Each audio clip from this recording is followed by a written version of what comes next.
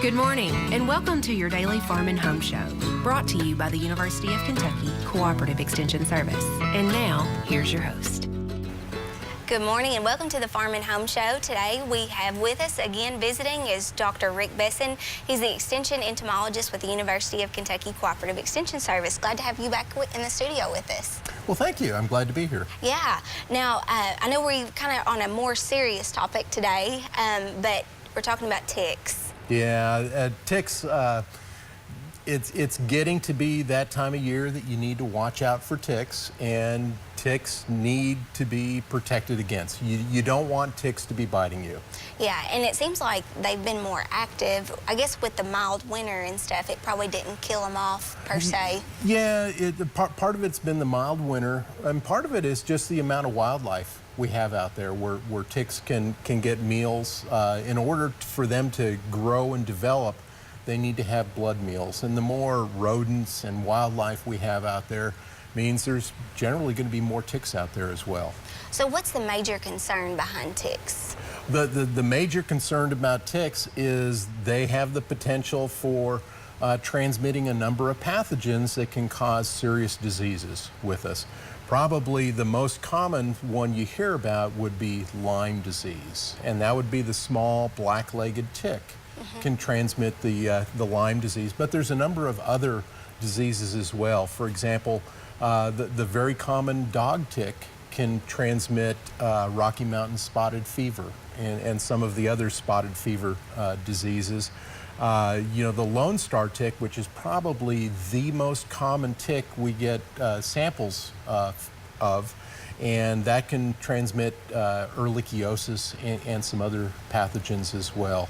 So the key is recognize when you're going to go into an area where there is a risk of having ticks crawl up on you, and then have some plans to be able to spot them and get them off before they have a chance to embed and do the blood feeding.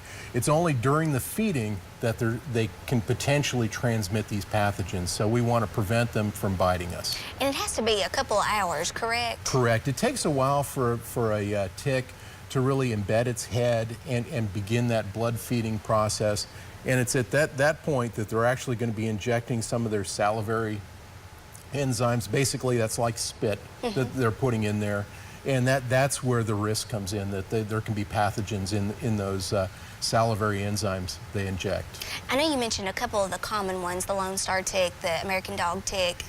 You kind of mentioned a newer one to me as well. Well, and just last year we found that there's a new invasive tick that's been found in Kentucky. It was found in eastern Kentucky on an elk.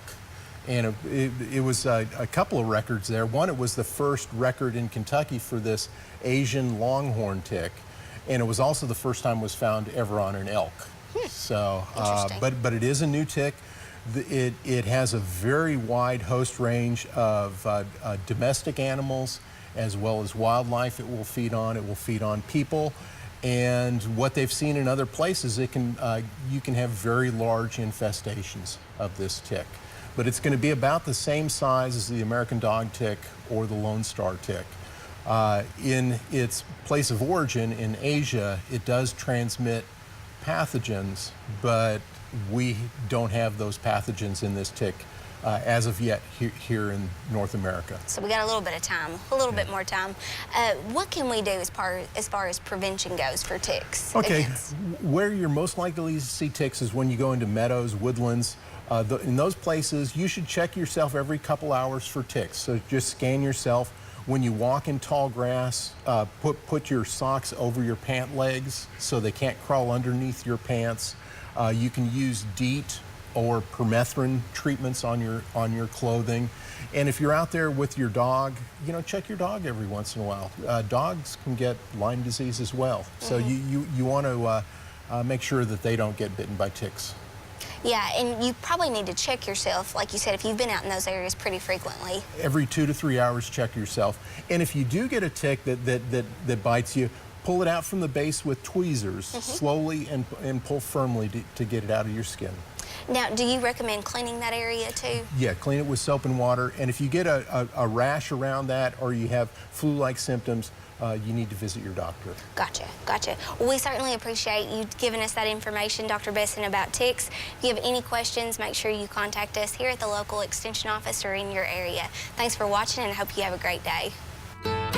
If you have questions about today's topic, please call the Warren County Extension Office at the number on your screen. Thanks for watching and have a great day.